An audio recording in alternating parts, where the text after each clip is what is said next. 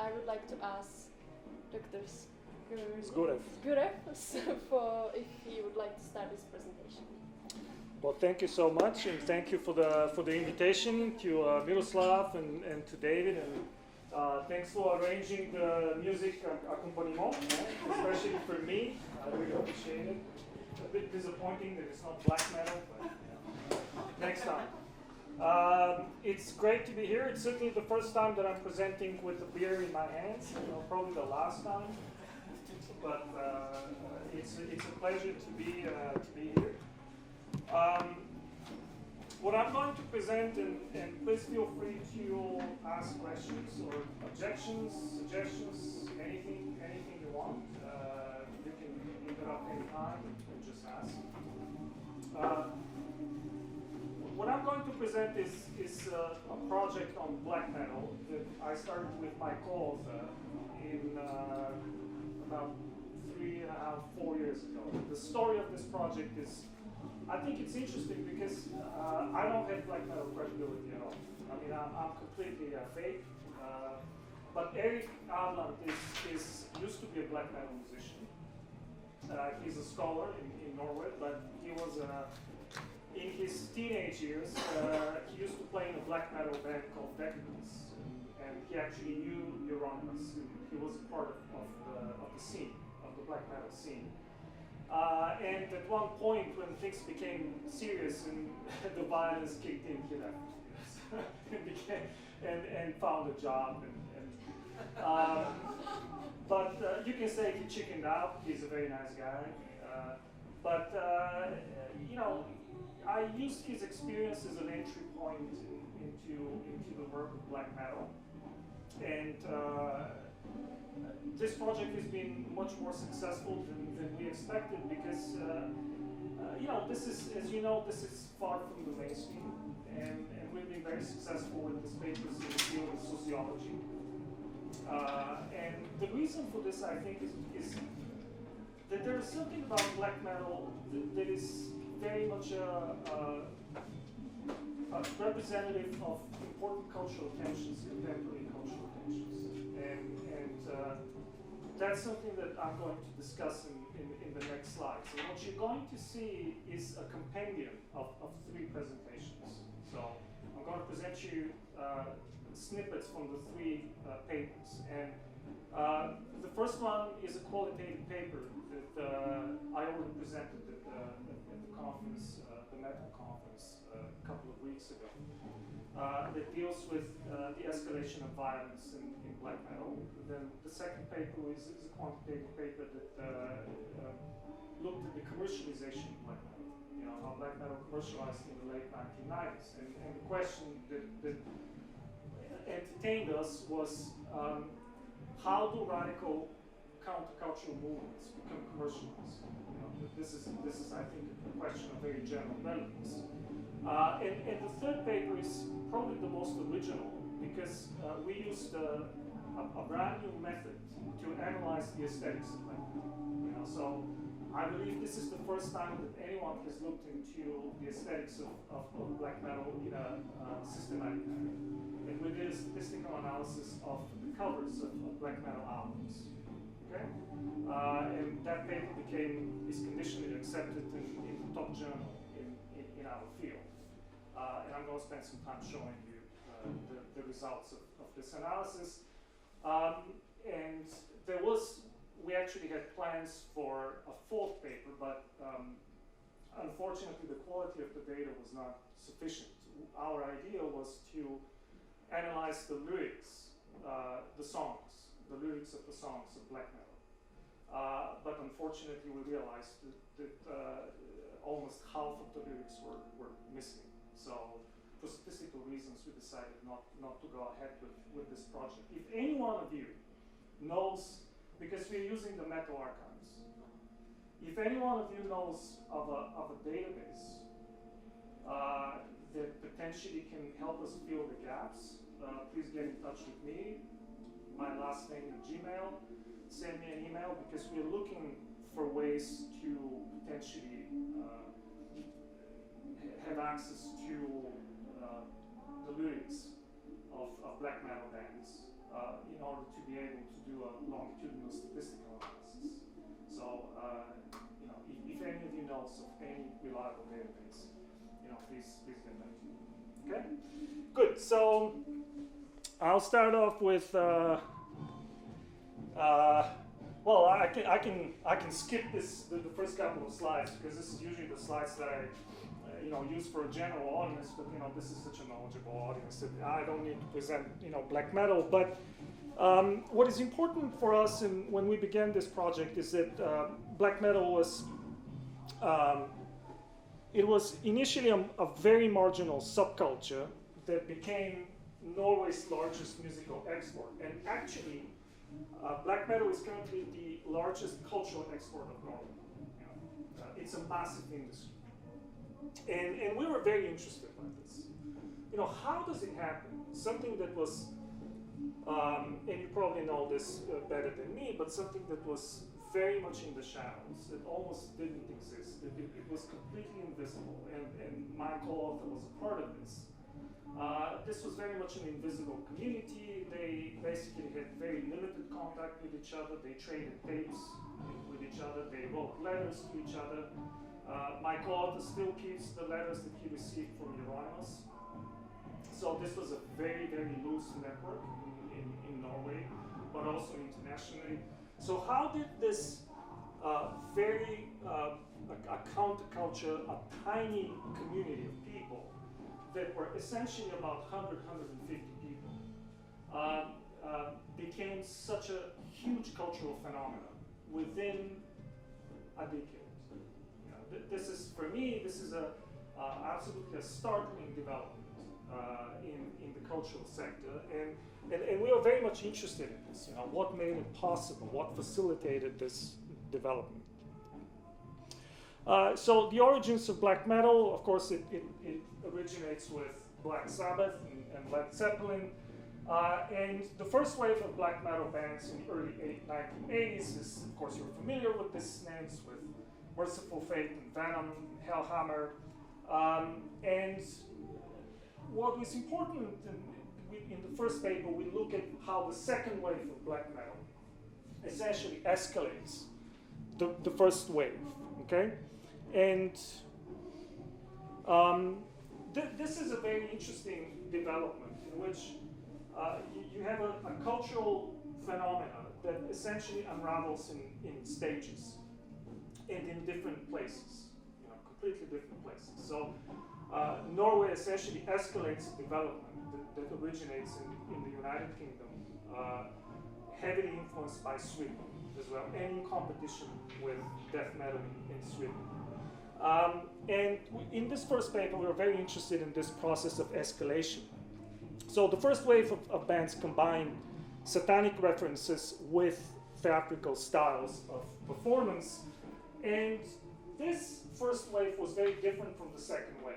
And in the words of the singer Kronos of Venom, we came up with a serious band with serious titles, but at the end of the day, we're human beings, we're entertainers. Okay, so the first wave was very much commercial. And what differentiated the second wave is that they were resoundingly anti-commercial. A crucial difference in identity construction between the first and the second wave bands is that the Norwegian bands aspired towards a form of music that was genuinely evil rather than being contrived only for the purposes of performance. So what they were essentially trying to do is to make metal real again by removing its mundanity and the theatrical aspects of black metal. So for us, the keyword here is authenticity. What really separated, what differentiated the second wave is the pursuit of authenticity. And our first paper is dedicated to this escalation in the pursuit of authenticity. And if you're interested, the paper is available online. You can go and read it. It came out in the Sociological Journal in Theory and Society, in which we analyzed this escalation of the pursuit of authenticity. So the second wave rejected the compromise that earlier bands had concluded with the industry. Okay? So they aspire towards a world very dark, depressive, puritanical, and intolerant. And this comes from, these are actually the words of Euronymous. You know, we took this from the fanzines.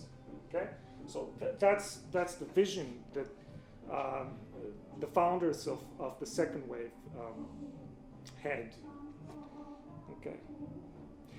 Just to mention the data that we used, it's not, as you probably know, the sources on the early draft metal are difficult to come by. So what we did was essentially we looked for fanzines. You know, this was the most credible information that we could find on the earliest period of black metal. So we used primary and secondary data sources. We had 66 interviews with Norwegian band members in fanzines from 88 to 97. We have news press articles for the period 1994.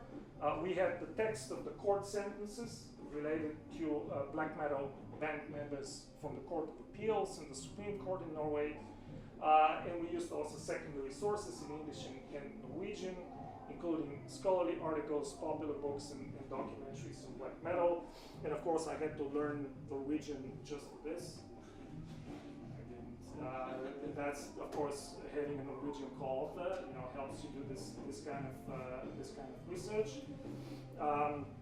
So these are the data sources that we used for the first paper. And very briefly, just kind of give you a sense of what we found.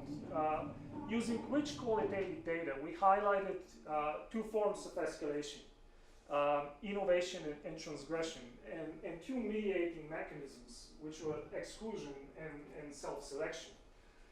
So we identified the positive aspects of this escalation of the pursuit of authenticity as the relentless pursuit of a distinctive sound and artistic style in defiance of the music industry.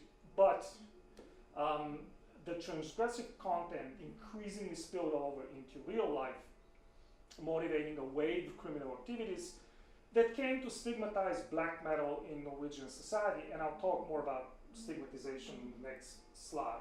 So this wave was constituted by the aggregation of small steps away from normality, starting with core members and diffusing through competition and imitation to more peripheral members. We actually were able, we didn't do a network analysis, but we were able to identify from the fanzines that there was a clear core and periphery of black metal, and we were able to identify the members of the core and how basically their actions diffused to the periphery of the network. And of course, this is a classic finding in network scholarship. Okay, the diffusion basically goes from the core of the network to the periphery of the network. And the mechanism of diffusion was very much that the peripheral members of the scene were trying to win approval by the core of the network. So they escalated. Okay, so this we found evidence for a process of purification through exclusion and self-selection of members with lower tolerance for extremity, which eventually resulted in the reinforcement of a more oppositional stance. And an example of this mechanism is actually my co-author. You know, my co-author, he realized that black metal was moving in a very aggressive, violent direction, and he had a difficult time with that development, and he left the field. And we know in sociology that this kind of developments are very consequential, because the people who are generally intolerant of violence, they leave. So the people that stay behind, the ones that are more tolerant of violence, and that naturally leads to escalation. So this is a mechanism that led to the fires, to the burning of churches. It was basically a process of competition. They were competing for attention. They were competing with each other. There was never a grand plan. We have a lot of qualitative evidence that they never planned to do it. It's basically one step, leading to another. And from our analysis of the data, we actually think that it has relatively little to do with Satanism. That it wasn't inspired by Satanism by itself. It was very much a social mechanism. it had to do with essentially dynamics of competition and imitation between members of bands as well. Okay. So I'm moving on to the second paper. A taste for the brutal past and the demonic manifested itself in sonic innovation, the celebration of death and anti-Christian values, and the development of demonic and pagan aesthetics. Band members committed serious crimes from 91-93, including church burnings, grave desecration, burglary, assault in Brno.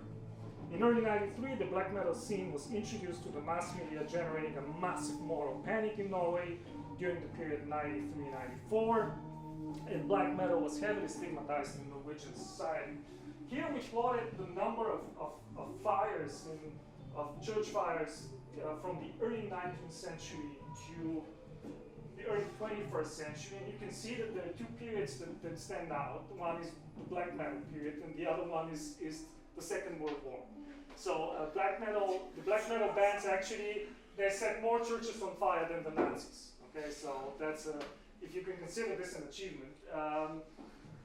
So there was more damage to the churches in the late 1990s than in the 1940s.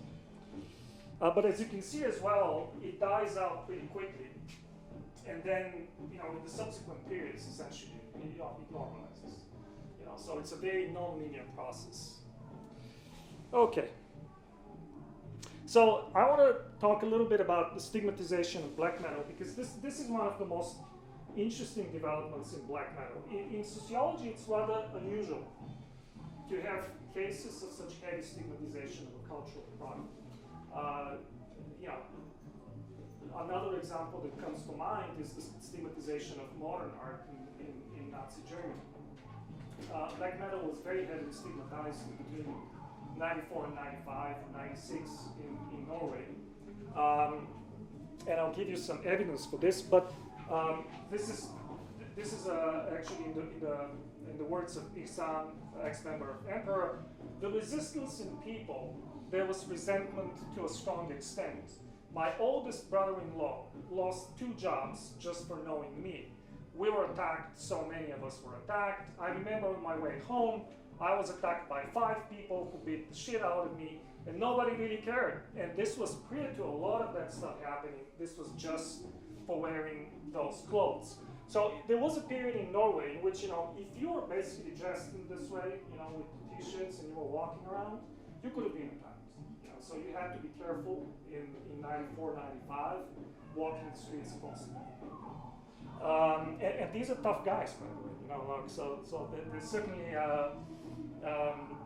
it was a very difficult period for the genre in Norway. This is from the court sentence of Bart Vikernes. The sentence is strict, but is necessary, not least for general preventive reasons. For there still exists a Satanist and black metal environment in Norway that is willing to put more churches in ashes. The churches had no protection other than the warning that the sentence entails. Okay, so the sentences were severe. And one of the reasons for this is that it was considered that those severe sentences have a preventive function. So some of them were actually imprisoned for 3 years, 4 years, up to 5 years. So this gives you a visual representation of the stigmatization of black metal. So we have 2 plots where we have plotted the number of black metal bands formed outside Norway and then in Norway in the period 84-2018. And what you can see on the international plot is that black metal develops in a very linear manner. So essentially the number of black metal bands, it really starts taking off in 1988. So in 1988 already, this is kind of the beginnings of the genre. And it continues going up. As you can see, it's a steady increase up until 2003. And then it starts going down. And why is it going down? Well, why is it going down? What's your explanation for this? What's happening? Rise of other genres? It could be competition, but essentially it becomes commercialized. So it's a reaction. It's not exciting anymore. So this is the creation of new bands. The young people move on to something else. This is already too established. It's not as sexy. So what is interesting is when you compare it to the dynamic in Norway, and you see that the dynamic in Norway is very different. This part is the same, but this part is very different, and that's the effect of stigmatization. So essentially, black metal once again takes off in '88, and then of course until 90, 92, 93, and then that's the effect of stigma. It goes down. So the number of black metal bands created goes down, and that actually lasts until 2001. So you can see that the effect on the dynamics of black metal in Norway. There were fewer bands formed in that period, because of the social pressure. It was just young people were very much discouraged from playing black metal, and it was very difficult to get concert gigs, to be featured in festivals. There were no invitations. They were not invited to clubs. So basically, black metal struggled up until roughly 98, 99. And of course, that's the big change when within a few years, black metal takes off and becomes a global phenomenon. So this is, of course, as a sociologist, I'm very attracted to settings of this kind that are very non-linear and in which you have opposite forces. You have stigma and success together. So a genre that is stigmatized at the same time becomes wildly successful. So I'm attracted to cases of this kind that are very ambivalent. So the acute moral panic in Norwegian society led to stigmatization of the genre. They still felt nowadays. Families compelled boys to stop playing, listening to black metal. But the flip side was even more remarkable. The media coverage of the crimes put black metal on the map, giving it a momentum that has yet to fade. From tens to hundreds of records sold early on, black metal has become a global phenomenon. Already by 2003, probably the most famous black metal band nowadays has sold over 1 million copies of their album. So by 2003, they've already sold 1 million. So within just 3 or 4 years, black metal becomes global and commercially successful. So we were trying to explain how did this come about. This is such a radical shift. Very rarely you see something like this. I would challenge you to give me another example of a musical genre that basically hit it big so quickly. I personally cannot think of any. Maybe you know better than me. But here within 3, 4, or 5 years, black metal basically goes from pariah to a world phenomenon. Okay? I'll show you some of the results that kind of provide an explanation for what happened. So what makes the popularity of black metal sociologically interesting is the suggestion that it happened not despite its stigmatization. And very often scholars of black metal talk about stigmatization. It's something that was an obstacle. And we actually say, no, it was not an obstacle. This is the reason that black metal became so huge. It's the stigmatization of black metal that is actually the reason that black metal became commercially successful. So the negative public image served to confirm the authenticity of a genre whose endorsement of normative violations matched its actions. So we know that controversy can extend the life of ephemeral musical moments, but Norwegian black metal testifies that evidence of real acts of transgression can be even more powerful in ensuring longevity. So the social evaluation of a transgression as authentically living out the content of the music was critical in the meaning attributed to the black metal genre, the enduring interest in it and commercialization. So the recognition by the audience that black metal is not for sale, that this is the real thing, that there is a consistence between the lyrics and between the actions. So people recognize that these guys are not setting churches on fire to sell albums. And it's this recognition, ironically, that leads to the commercialization of the genre. So it's very paradoxical. It's extremely paradoxical. And I think this is a feature of black metal that is of contemporary relevance, that it tells us something about contemporary society. Okay? So we differentiated between three types of bands. The bands formed after the scandal have the weakest exposure to stigmatization by virtue of their lack of involvement in the underground scene or in criminal activity. The bands formed in the period before the scandal have high underground authenticity, but their involvement in the early black metal scene exposes them to stigma by association. And finally, the bands featuring a member directly involved in criminal activity are the most stigmatized, but they have the highest underground authenticity.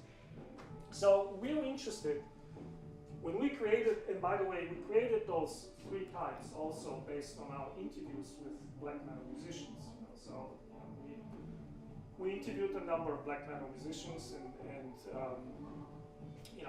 we received some valuable insights on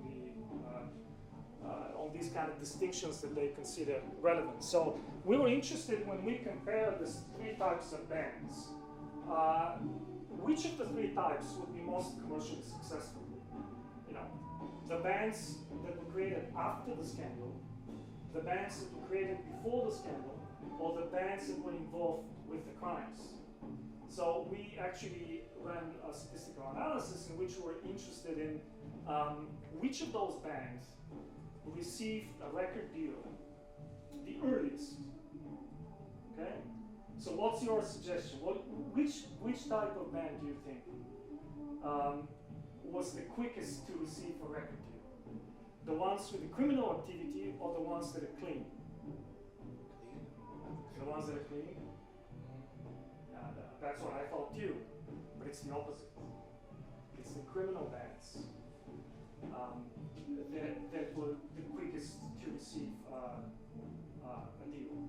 So that's what we found, that it basically, we know that association with criminal activity in general is penalized in society, but that's not how it worked out in black metal. It's really the opposite. The criminal bands were actually signed the first. And these are the bands that subsequently became the most famous. Okay?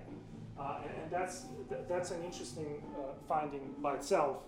Also because a particular type of record label signed these bands. They were not signed by the international, by the big record labels. They were not signed by Norwegian labels. They were signed by very small international record labels. And in many cases, these were basically single-man operations. People set up a record company just to sell black metal. Okay? And some of these record labels made a lot of money within a year or a couple of years because they bought black metal very cheap. At that point in time, you could basically sign a black metal for nothing, almost nothing, because nobody was willing to invest in black metal. So there's this concept in economics, maybe you've heard of it, arbitrage. So we basically call this a practice of arbitrage, where you have an asset that's kind of underappreciated in value, that is generally not desired by the market. But you as an investor, you suspect that the real value of this asset is much higher. Then you invest in this asset and you hope to sell it at a much higher price. And that's exactly what happened with black metal. So there was a lot of pressure on record labels not to sign black metal bands. And what happened is that these arbitrageurs, these very small labels, they did the opposite. They signed up the black metal bands. They put a lot of resources, whatever they had, into promoting these bands. And then the way that it worked out is that they were not successful in Norway, but they didn't even plan on selling in Norway. They started selling globally. So black metal essentially became big in the United States, and only after it became big in the United States, it went back to Norway. So black metal would have never become a global phenomenon if not for the success, for the international success in the United States. Okay, so it's a very interesting process by itself. And sometimes, when I'm teaching executives at business schools, I bring up this example because it's so counterintuitive. And they find it interesting because, this is a very risky strategy. If you're an investor and you don't have resources, these are small labels, it's very risky to invest in this kind of bands. So it means you can make a lot of money, but at the same time, you can lose everything. So it's this kind of extremity. Okay. Now, the mechanism involved in this process was that extreme behavior was accredited with authenticity in value judgments of the seriousness of the music. So two factual elements were used to reinterpret the criminal acts. So the record labels essentially, they reframed the criminal acts of black metal. Consistency between words of action and resistance against the social order. The former attests that the music is genuinely evil rather than something contrived for purposes of theatrical performance.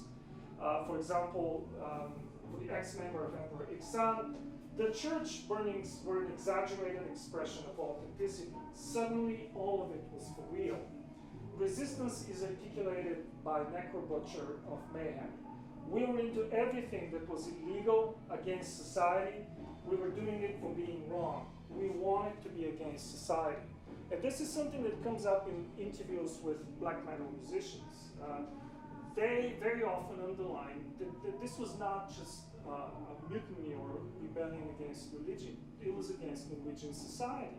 For them, religion signified this kind of social democratic society in Norway that suppressed individuality. It was something that was very important to them. So some of them even recognized that to some extent it was a political statement. So it was very much against the conformity of Norwegian society. So this is why in my papers I generally avoid an explanation in terms of religion, because strangely enough, in the interviews it doesn't come up very often. The theme of religion. And of course we can have disagreements with Miroslav on this, that's or not. But I will have one. yes. Oh, that's fine. So we basically found evidence for two strategies, what we call the black and white strategies. So there were two strategies of record labels seeking to destigmatize black metal. The first strategy is betting on black. This is recasting the stigmatized music as pure, authentic, non-conformist music, and this was pursued by international labels, geographically removed from the social pressure on the genre in Norway. And the second strategy was the white strategy, maintaining distance from the origin of stigma by focusing on hybrid bands. This means that these were bands that basically mixed black metal with another genre.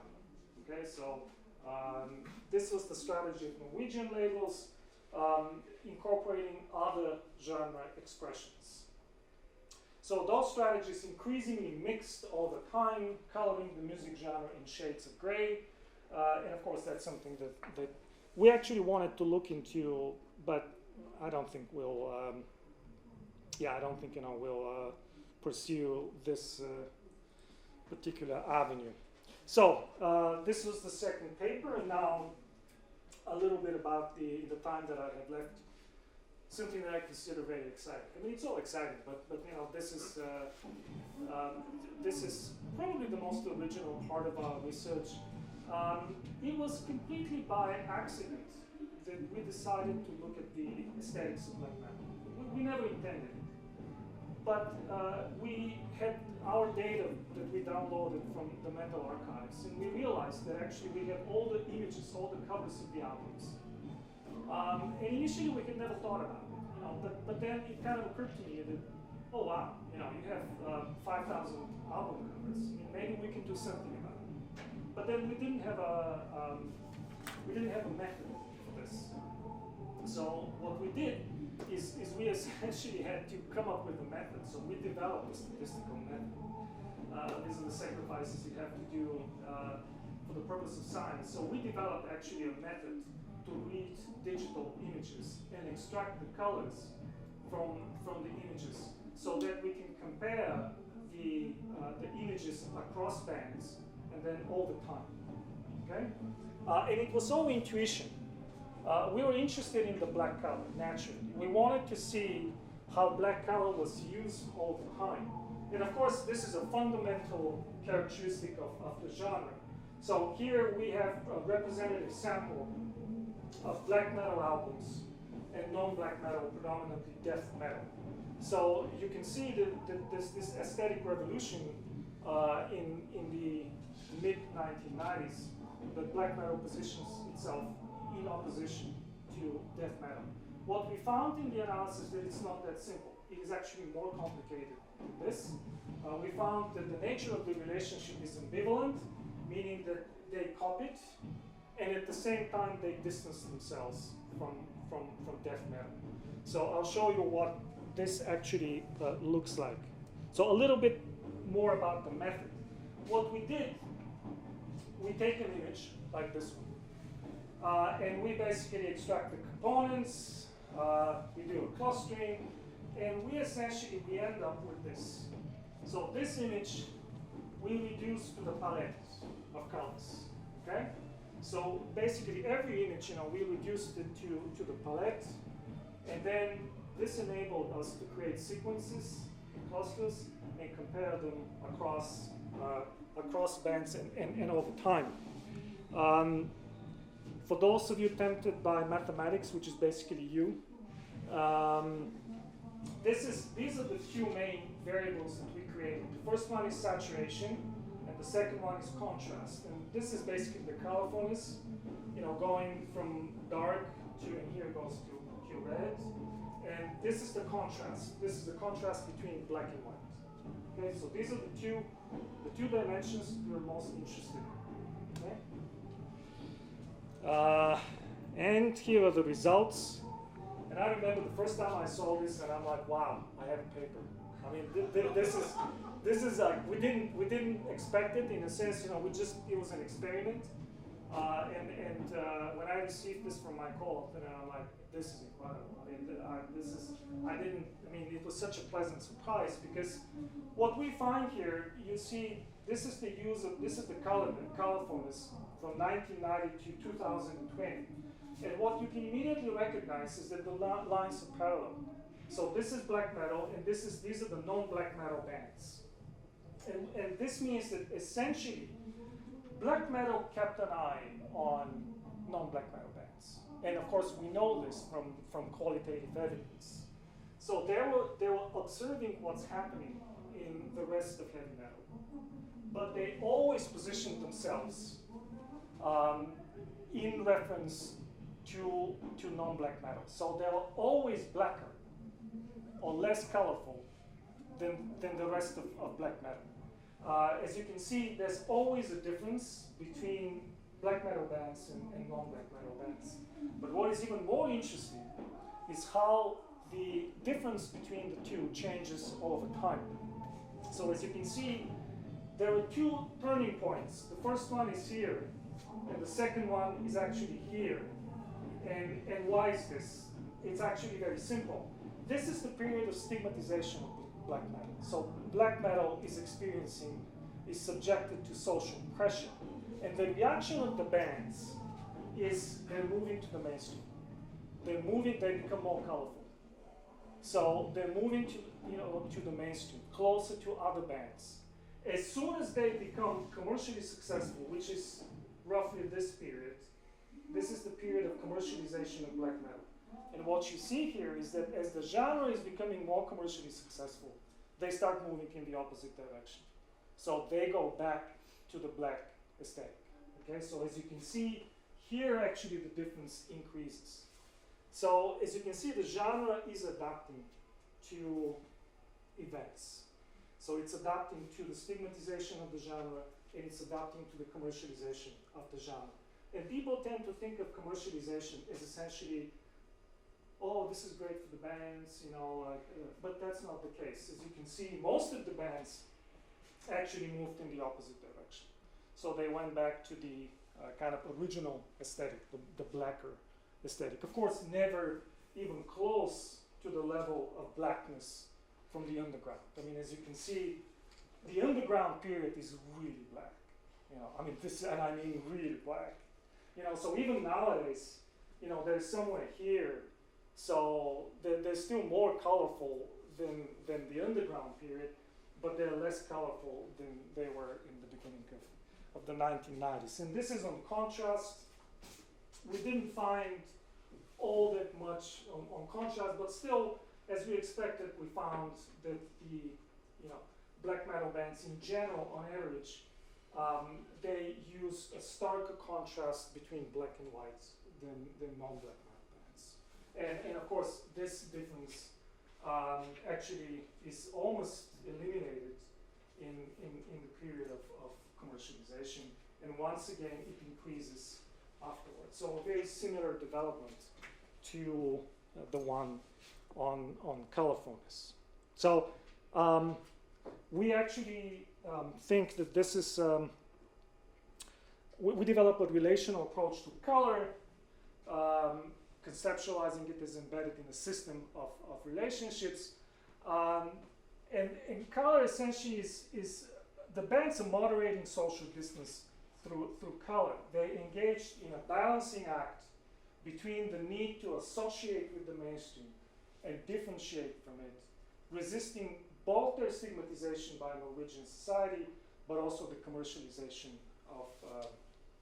of the genre. And you know, in the paper, we talk about the use of color, how it highlights some aspects of identities and hides other aspects of identities.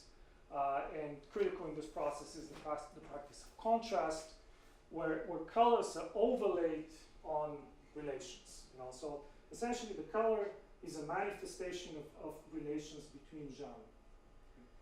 So this is what we demonstrate in that paper. And by the way, the methodology now is the methodology that we developed for this paper is people are starting to use it for completely other purposes. So we're pretty happy about this. And black metal was actually very instrumental in motivating us to put together this method. Okay, so this is my last slide, and some of you probably recognize. You definitely. How many of you have actually been to Helvete? None? Are you kidding me? I'm the only one that's been to Helvete. Do you know what Helvete is? Well, this is a legendary place. You know, this is the underground of the record store of Euronymous. This is the birthplace of black metal, and I'm here with Eddie. Both of us in black. You know, as you can see this, you know, it's the real thing. And it was a great experience in the basement, where basically this thing was. This is the original inscription. You know, black metal. To this day, actually, it's still there. And if you haven't made yet the pilgrimage to Helvete and Oslo, I mean, you should definitely do it. It's well, you know, it's of course it's become an industry now. I mean, it's not the same, but it's still a tremendously exciting place. It's still a record store. It's still a record store. Not the same ambience, not the same people, but it's still it's a great place. Miroslav, 45 minutes. You know, I'm on time. You know, right on time. This is the consequence of teaching MBAs. You know, you have to be on the minute. You know, business students. Well, thank you so much. I really appreciate it, and I hope you find this entertaining. If you're interested, the first paper is online. Another paper is accepted. It'll be online as well. So you can always shoot me a line if you want. You know, I can send them to you. But I have to say that I absolutely enjoyed working on this. I mean, this project was enjoyable from the beginning to the end, And my only regret is that I didn't write a book on this. I mean, I published it as papers. I would have loved to write a book on black metal. And who knows? Maybe in the future, maybe with Eric, we'll get together and we'll write a book. But it's just been a lot of fun, and I certainly think this is one of the most notable developments in the last decades in cultural development is actually black metal, because it also, I think, it's a manifestation of very important social processes, and it tells us something about how young people and the younger generations, react to cultural change and commercialization, and of course that's something that we can talk about in the pub. Hopefully we can discuss that. Thank you so much. Appreciate it.